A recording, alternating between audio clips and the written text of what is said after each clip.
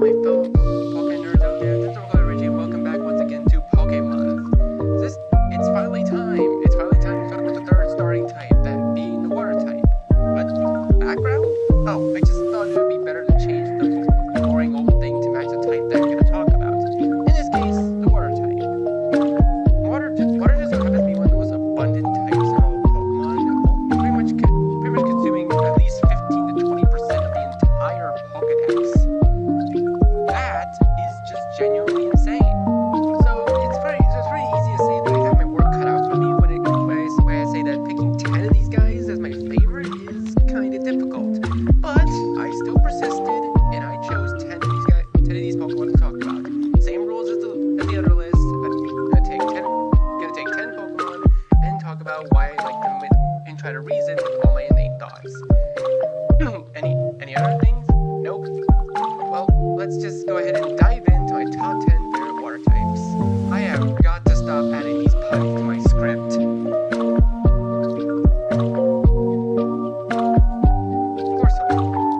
Pokemon has a lot to offer in ways of water, and we are starting off with what I think is a relatively decent Pokemon. Corsola is by far one of the most unique designs compared to most.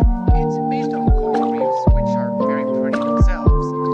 I was really enamored with this thing when it first appeared in the anime.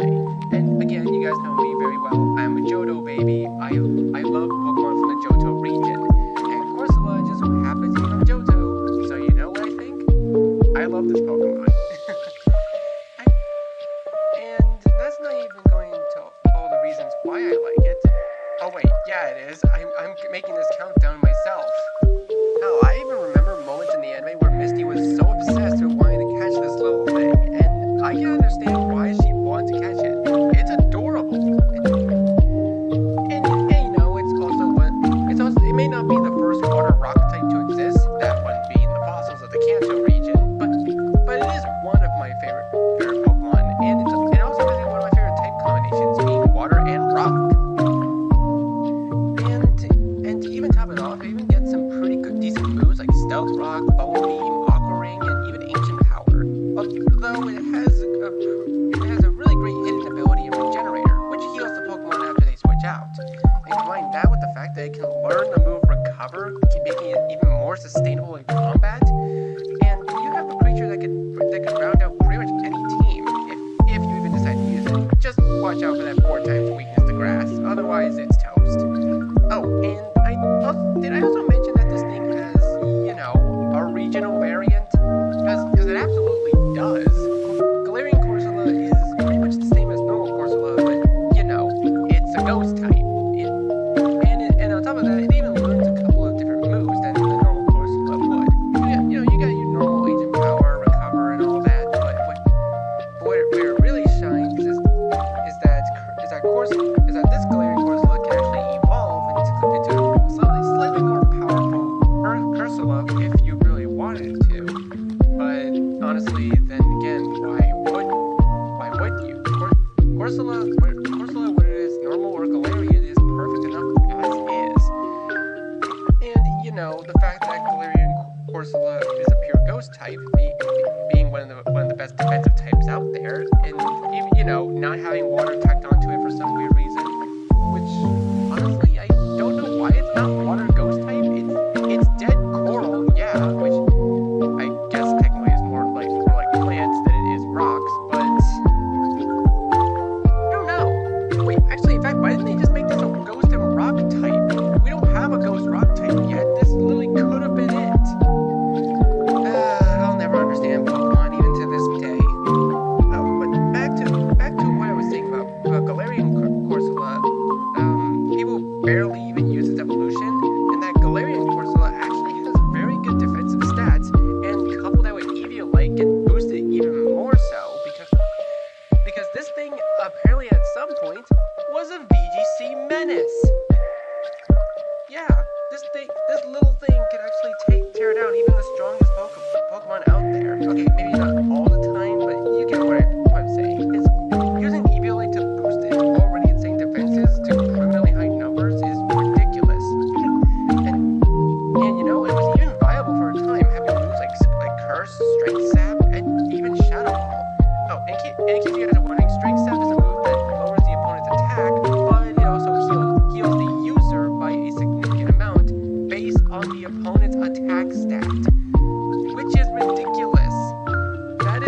honestly so overpowered and excessive, but I love it.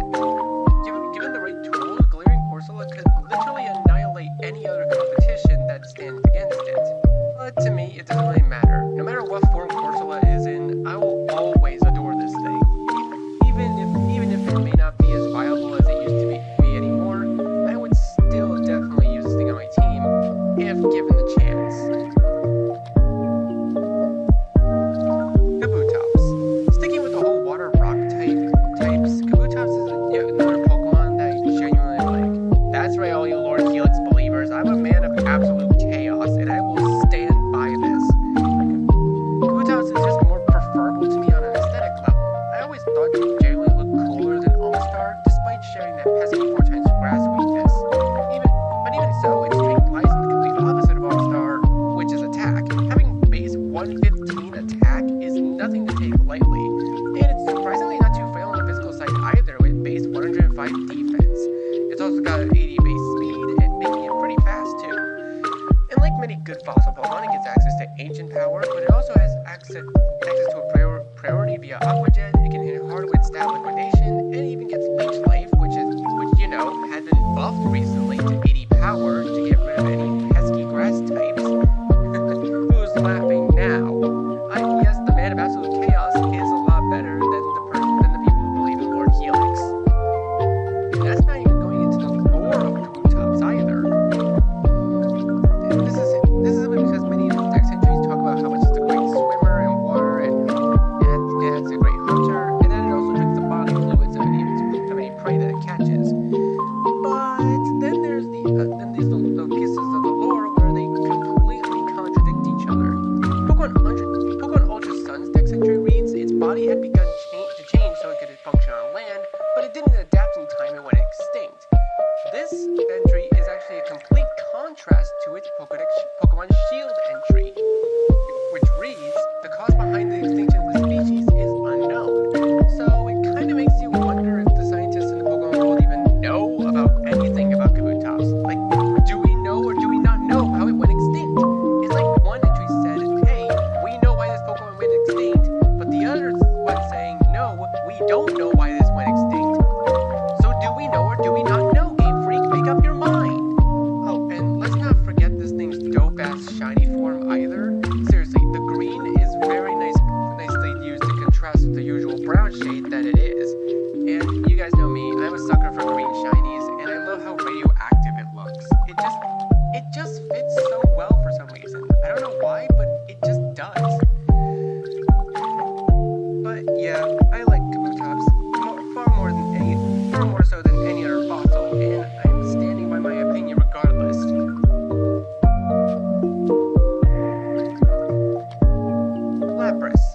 Lapras holds a special place in my list of favorite water type Pokemon, not just because of its iconic design, but due to its incredibly versatility and unique qualities.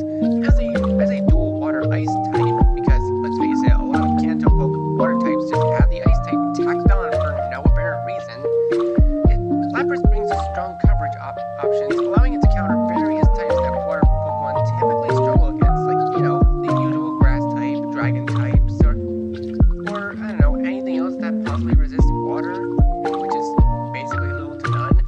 With naturally high HP stat, Lapras is built like a tank, and it even tank hits too, especially when paired with its base solid special defense stat of 95. Now that might not sound too high, but trust me, even the smallest numbers in Pokemon can make a difference.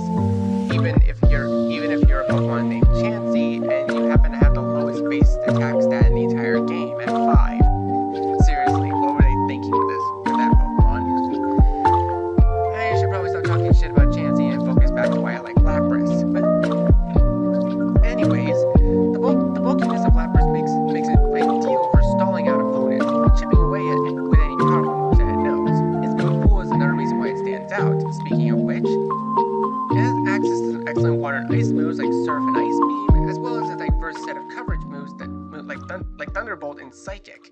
Yeah, you might not think it, but this friggin' black block-less monster-looking ass can actually annihilate any team it faces. And it honestly even makes more sense when you put it in a Battle Royale setting. Remember those? Gen 7 anyone? Battle Royale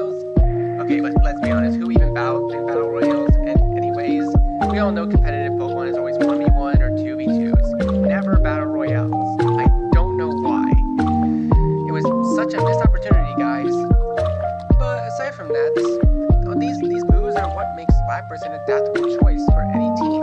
Especially since, you know, it was also a gift Pokemon back in red, blue, yellow, and green. Or, you know, red and green if you're in Japan, red and blue if you're in America. And yellow. And even additionally get some moves like Perish Song, which gives a unique strategy to trap and eliminate tougher foes over time, adding to its already impressive strategic depth. In recent games, or you know, not just Scarlet and Violet, but back in Sword and Shield, it was given the Gigantamax form, along with other Pokemon like Charizard, Eevee, and Pikachu, apparently, and which amplifies its effectiveness in battles. And in this form, it can even use its own new signature move that was introduced in Sword and Shield, G-Max Resonance, which inflicts damage and sets up a free Aurora Veil for 5 turns. And unlike regular Aurora Veil, Veil doesn't need to be active in order for Aurora Veil to be set up by this move. And if you guys don't know what Aurora Veil does, it basically is just a free light screen and reflect all in one move, and it sets up like that for 5 turns, which is very overpowered, which is probably why this form was locked into Sword and Shield, never meant to be transferred out whatsoever. And trust me, if you try to bring a Gigantamaxable Pokemon into Scarlet and Violet, it straight up won't let you. And I think that's honestly fair because I don't think any of the new Scarlet and Violet Pokemon are ready for Gigantamax Pokemon at all. Even in Pokemon Showdown's own competitive scene, where it sort of mixes and matches all the variations of these gimmicks. We have access to both Megas, Terrestrialization, and Gigantamax, which is ridiculous. So yeah, I can see why Pokemon doesn't bring back gimmicks all the time. But hey, Mega Evolution is coming back, so we might see a Mega Lapras sometime in the future. All that basically makes Lapras an incredible support Pokemon in doubles as it shields itself and its ally, creating great synergy and in any sort of competitive setting. Lapras has always been constantly seen as one of the highest tier Pokemon out there. Sure, it may not be the best one out there, but it's still got its flaws, being weak to many types like electric, grass, fighting, rock, and it can't really deal with other water ice types, unfortunately. Thankfully, and at least I think so after doing some research for this video, but I'm pretty certain this thing can learn freeze dry. Yeah, that's pretty crushing for other water types. And you know, we all probably know the other real reason why I like it, and say it with me now. Ash had one in the anime, and to his credit, it was an absolute powerhouse on his team, being one of the Pokemon that he used on its journey to sail around the Orange Islands and to enter the Hall of Fame at that location. And to anyone who thinks that the Orange Islands shouldn't count, what do you call Alola then? Alola and the Orange Islands are practically the same concept. Yeah, like seriously, I will never get over the fact that people will never count the Orange Islands. It counts. It counts as a championship. It is literally 4 islands where you battle 4 strong trainers and then eventually become the champion of those islands. It's literally the exact same thing. But yeah, aside from my griping, overall, Lapras combines a beautiful design with a rich set of tools in a battle, and its Gigantamax form only enhances that role as both tank and support. And even with Gigantamax gone, Terrestrialization has become a pretty nifty substitution for it, being able to get rid of one of a few of its weaknesses in exchange for becoming a pure typing. And I don't really know much about competitive Lapras when it comes to Terrestrialization, but I can probably guarantee you guys it's probably really strong. And you know, its versatility paired with its signature graceful presence pretty much makes it a timeless favorite on my list. Simipour. Okay, now we are talking about the elemental monkey of water. I already said my praises for both Simisage and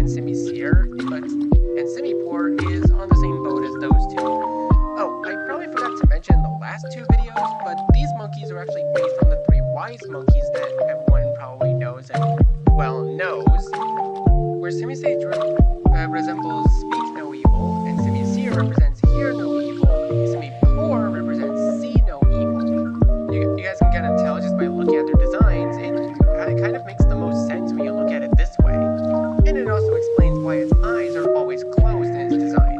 It's not meant to represent waves of water, it's meant to show that it doesn't see any evil. And that is an absolute fact. Much like the other two monkeys, its fellow brethren, it's pretty outclassed by other water-type Pokemon. But that doesn't mean it's a pushover. With base 101 speed and both of its attacking stats being at 98, Sandport can hit reasonably hard while outpacing the competition. So it is also wise to make sure it learns every move it possibly can as a Panpour before using that trusty Water Stone on it. And speaking of which, it also has a wide variety of moves to choose from, having it excel in many aspects. I mean, dare I say, it actually has more moves to actually work with than the other two, with having access to Payback, Shadow Claw, Acrobatics, Grass Knot, Flame, Scald, even Low Sweep, and Attract, for a few mind games here and there. And of course, you can learn how to stab water moves like Surf and Waterfall, just to keep it as a very viable threat in any sort of battle, even if it may be outclassed by many other Pokemon. Heck, this thing even gets Aqua Ring as for healing and access to Hydro Pump, well, via breeding at least. And through move tutoring, it and its elemental monkey brethren can even learn the pledge moves: Fire Pledge, Water Pledge, and Grass Pledge, respectively. And even though it may be outclassed, again, being living proof, it's once again living proof that Pokemon can succeed with the right training. While it only has 3 major appearances in the anime and 1 appearance in the manga, I think its elemental monkey brethren should get more time in the spotlight. But as we learned, power creep can be a genuine slap in the face. Save for its friends might gain above in the future soon. At least I hope they do. Seriously, can you guys imagine if Semi-Poor, Semi-Sage, and Semi-Seer all got Mega Evolutions? That probably would help them a lot more in the competitive scene. And, make them look a little bit less dopey than they already do. But, I still love these Pokemon regardless, and Semi-Poor just happens to be at the top of all 3 of them.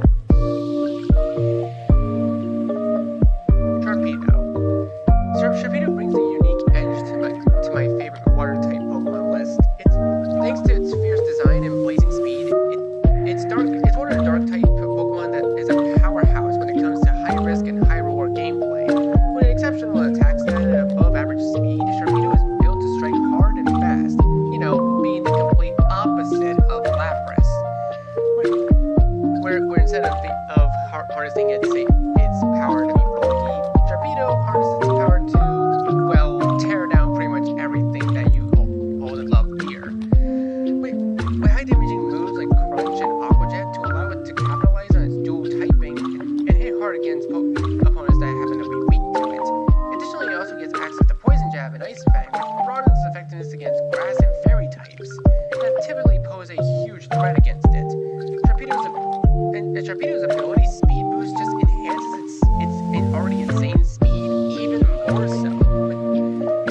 Making it even harder to outspeed. Like, you could just protect turn 1, get the speed boost, and then sword stance a little bit. Or, I don't know, it doesn't really, as far as I know, it probably doesn't learn any moves that can actually up its defense stats, but, Sharpedo's not about being defensive, it's about just becoming powerful and not being fair whatsoever. And in my opinion, that truly really does extend to its own Mega Evolution. Because, yeah, apparently besides other Pokemon, this thing here got a Mega Evolution. And while in this state, it gains even higher, more ridiculous stats than it already has. And once it has its Speed Boost power up, it gets from before Mega Evolving, it just freaking decimates everything. I've used a Mega Sharpedo before, and my god, this thing is such a menace. On Mega Evolving, Sharpedo's attack stats skyrockets, while its defenses only receive a small boost, allowing it to stay in the game a little longer.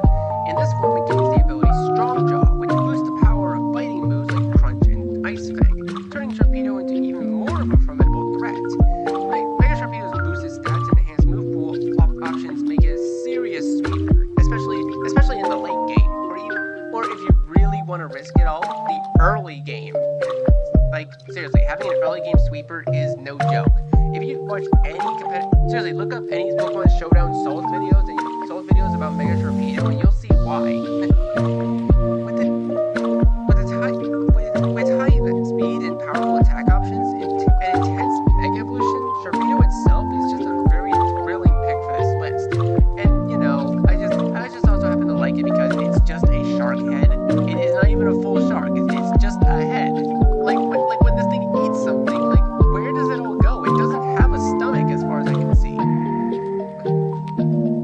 But you know, aside from that, I just really think Torpedo is a great pick for this list, especially since it's a glass cannon, and my playstyle pretty much heavily revolves around glass cannons. Yeah, this thing was essentially just made for me. It became my bro after a long while. And you know, having one in Pokemon Ultra Sun and Ultra Moon, and Pokemon Ultra Moon was pretty fun, especially once I got the Torpedo Knight post game. But yeah, on to number 5. Lantern. My love for Lantern may be a bit more recent than other water types, mostly because my admiration for it comes from MJTV himself. But to remind you all once again, I'm a Johto baby, and therefore I love everything that Johto has to offer. Yes, even if it has some of the weakest Pokemon in the series. Being the generation where baby forms were introduced, the Johto arc of the anime was really fun, and new designs of type combinations that we've never seen in Kanto.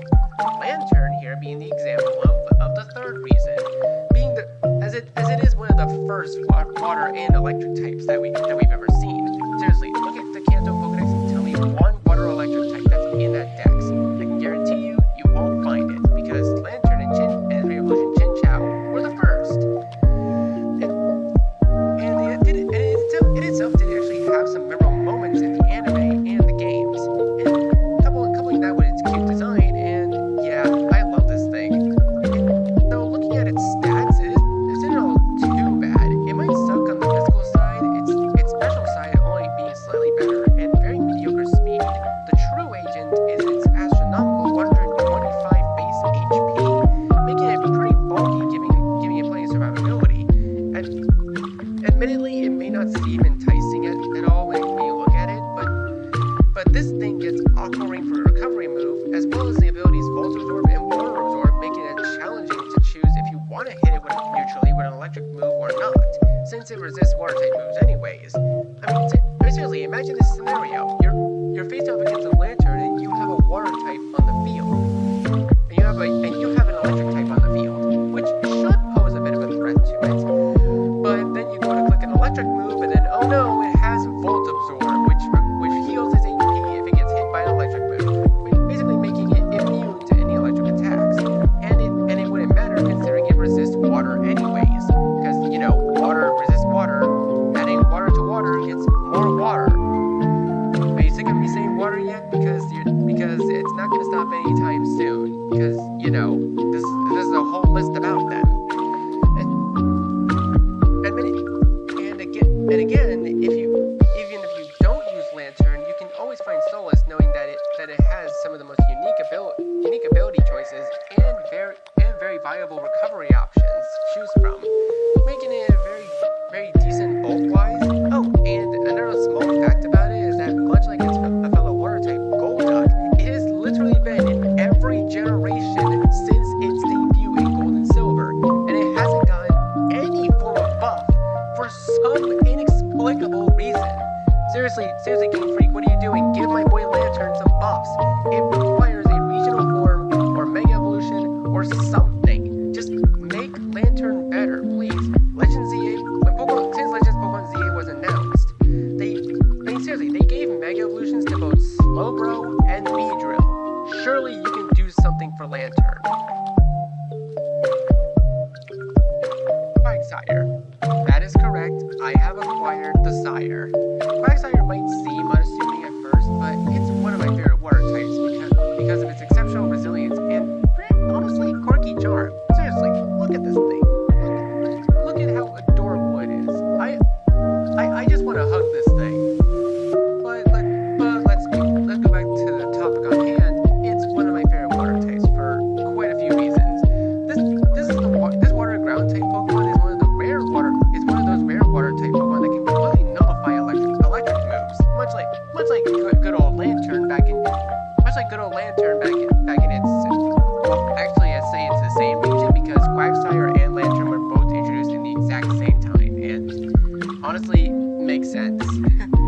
you can see that there are a lot of Johto Pokemon on my list, and it's not going to stop anytime soon, probably until we get to fairy typing. But you know, anyways, with this type combo Quagsire gains only one weakness in the form of grass moves, and that weakness is a 4 times weakness, which does balance it out quite a bit. But even so, Quagsire is a really good support Pokemon. Stat-wise, Quagsire has pretty impressive bulk with high HP and allowing it to soak up hits, especially on the physical side. Its defenses may not be the highest, but it does have a pretty reliable move pool and unique typing more than make up for it.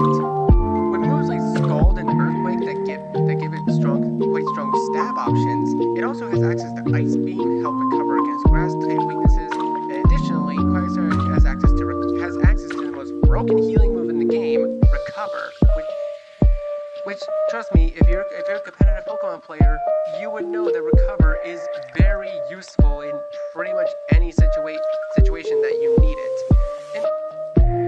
And while using Recover, Quagsire can actually outlast quite a few Pokemon in its absurd metagame that is VGC. And you know, just through outlast everything through, you know, sheer endurance. Quagsire's ability also makes it a true standout in battle. Or, well, I would say that because its first ability is Water Absorb, just like Lantern, but its second ability is the one that is the alternative that everyone goes for. The ability is simply known as Unaware. For those of you who don't know, Unaware is simply an ability that, you know, it allows the Pokemon to ignore the opponent's stat changes while attacking. This is extremely useful because, well, let's say your opponent has +6 defense. Oh, Unaware can pretty much ignore that for you and hit normally no matter what. Or even on the opposite end, where, you know, if your opponent has very buffed attack stats, even let's say that they're at +6, it doesn't really matter. A Pokemon with Unaware can just completely ignore that and take only normal damage from that attack, as if they didn't have the stat boost to begin with. Basically, it just makes Pokemon like Quagsire extremely broken. And even allows Quagsire to even sweep through different teams depending on the situation, with a combination of bulk, useful abilities, and surprisingly versatile moveset, making it one of the most reliable and deceptively strong water types in the game. With its cheerful design and unshakable defenses, Quagsire has definitely earned its place on my list. Oh, and the fact that my good bro Marcus had a shiny Quagsire a while back, and you know, for some reason he really likes pink shinies, and I can't really ignore that. I kind of like Quagsire shiny too. But anyways, moving on to number 3. Feraligatr. Come on, you guys knew that a third Johto starter would make these lists, and honestly, I have a very good reason as to why I like Feraligatr a lot. And I don't have to repeat myself about being part of a Johto fan. So let's just talk about why I like Feraligatr so much. First of all, its design is relatively intimidating. It's a giant water alligator, which I probably would have expected from any other region, especially even in Johto. But seeing that this croc happened to actually be a pretty viable threat when it was first introduced, or probably not, depending on your look of things, Feraligatr is just one of those Pokemon that has a lot of quirkiness to it, while also being genuinely imposing. And in case you're wondering, yes, Feraligatr's name is spelled I don't think, but again, I don't think Pokemon is going to be changing it because apparently the Pokemon community doesn't really like change. But even so, I still like this thing. And the reason why I like this thing is pretty obvious. And because, you know, I played the remake. As you guys probably know, I've loved the remakes of Pokemon Gold and Silver, aka Heart Gold and Soul Silver. Heart Gold being the first mainline game that I ever played. And I will admit, I did play Chikorita first throughout the entire game, but then when I restarted, I decided to pick Totodile. And I was genuinely happy when I played through the entire game with it, because Feraligatr is just the best equipped starter for the entire region. The fact that this thing can actually learn all the necessary water type HMs makes it a very powerful threat. I would always have Surf and Waterfall on my Feraligatr because they're just genuinely really good moves and allows you to traverse through the entire overworld with them, while still having very powerful moves on the side to use from battle. Not to mention the fact that the physical special split was extremely kind to it because now it can use its much better attack stat and than its regular special attack stat, because back before Generation 4, all water moves were special attacks, and Feraligatr is a physical attacker. So this change really, really helped it in every sense of the word, and I'm all for it. And let's not forget that it also had a Terror Raid event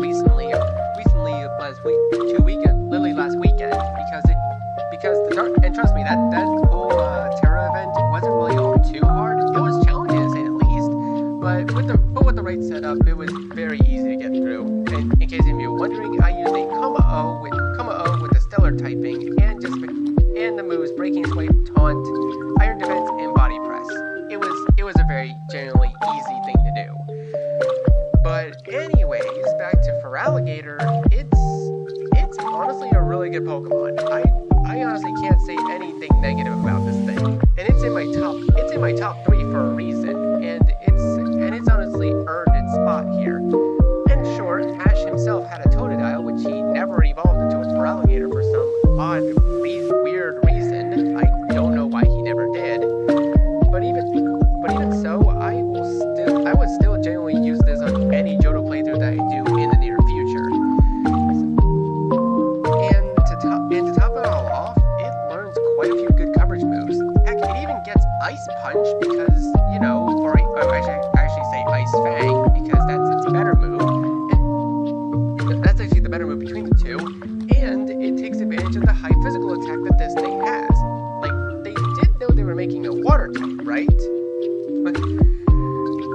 And I'm actually just glad that they had the physical special split in Gen 4 because that really helped Feraligatr, and it made it even more viable in its debut generation. And you know, we all learned that power creep is very horrible. So when Feraligatr came back to Scarlet and Violet via the Indigo Disc, I was kind of hoping this thing would be very, very useful. Unfortunately, it turned out to be a rarely used Pokemon, and its best setup is Sword Stance, Aqua Jet, Ice Punch, or Liquidation, and Crunch, by giving it either an Adamant or Jelly Nature and the Life Orb.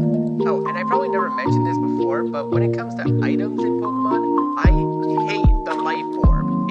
It gives you a physical boost in your attacking stats, but it drains your HP every time you use any attack. And I don't like doing that kind of thing in my Pokemon games. Huxley. Yes, this is the only Paldean Pokemon that made it to this list.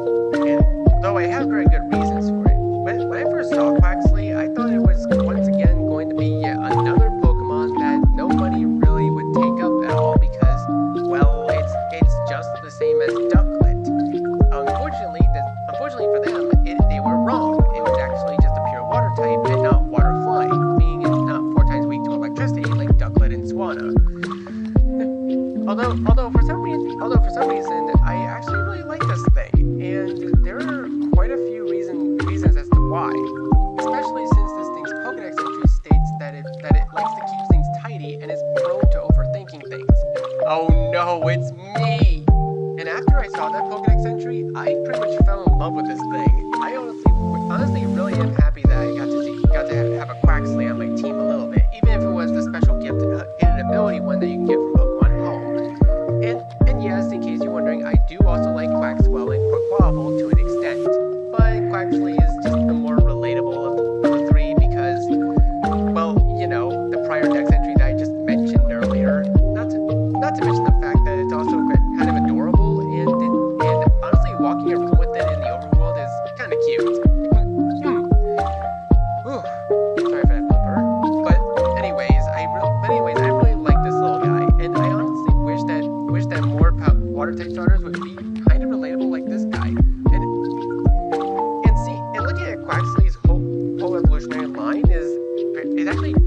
refreshing. We've always had fire fighting starters here and there, but now Quaxly actually evolved into the first water fighting starter that I can even remember, which begs the question as to why Samurott isn't water fighting. It's an honorable samurai. But even so, I still completely adore and genuinely love this thing. I wish I had a Quaxly in real life to help me keep everything all nice and tidy. Like seriously, wouldn't you want a Quaxly too? Oh, and also I should probably say, as of recording this, I still have yet to watch the new Pokemon anime series that came out with Liko, Roy, and Dot. Yes, I do know all the main characters' names, and I also know that Dot has a Quaxly, as I stated from the mystery gift that we all got that was literally Dot's Quaxly. But even so, I am going to watch that series one way or another, and I am going to probably love it because I am a Pokemon fan through and through. So hopefully, maybe I'll probably find more attachment to Quaxly as I watch it. But for now, it's time to move on to number 1.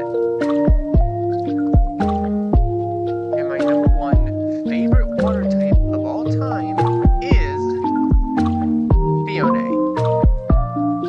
No, I am not pulling any of your legs. I like Phione more often than not. It is my number 1 favorite water type of all time. And I can see all of you at your screens are probably laughing at me for even thinking this thing. Phione? You mean the weaker, more horrible version of one of the best mythical Pokemon of all time, Manaphy? Yes. Yes, I am serious.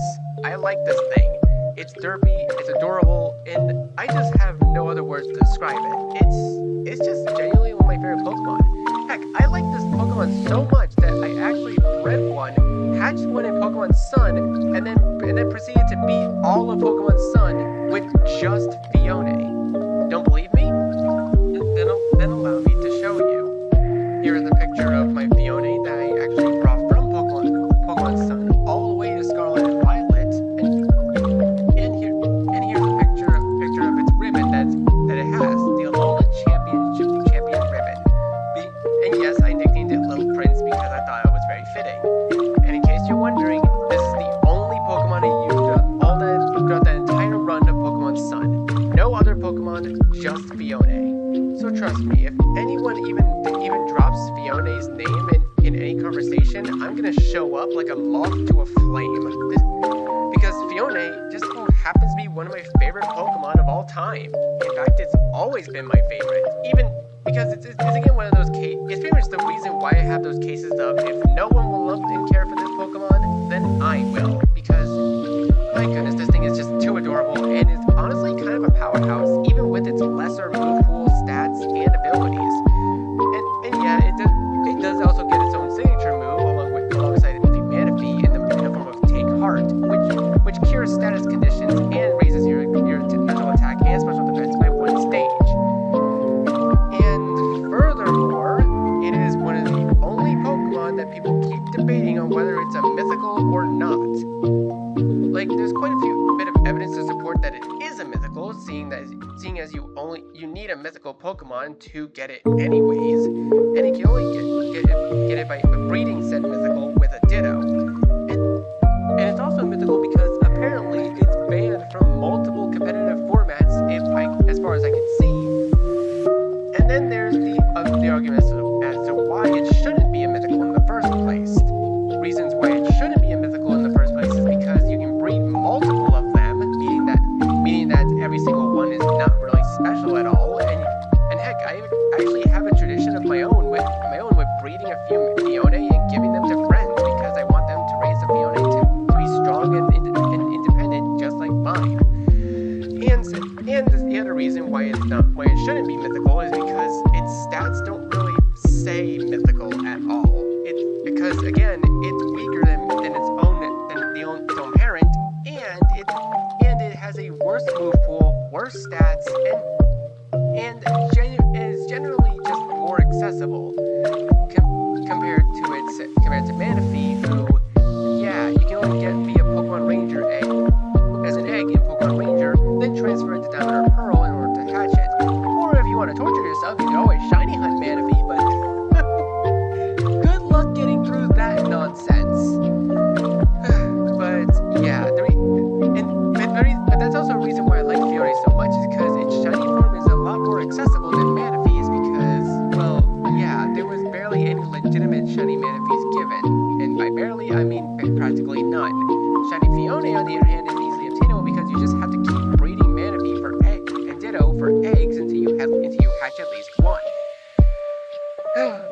But, you know, aside from like griping about shiny hunting, I really adore this thing.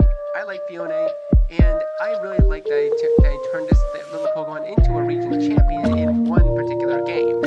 And that impression has stuck with me for pretty much my entire life. Not to mention this thing also had some pretty neat appearances in the anime, and also having a rivalry with, I believe, one of Ash's Pokemon because it liked another Pokemon. I think I don't quite remember which episode it was, but I know it happened in the anime. I just can't remember it right now. But besides that pretty much does it for my top 10 favorite water types. Thank you guys so much for watching this video. Be sure to leave a like, comment what you think, share this video with the rest of your friends, and be sure to subscribe and click the bell so you don't miss a single notification. And I'll see all of you in the next episode of PokéMonth. You say you wanna try, but you never do. Sugar, there's a reason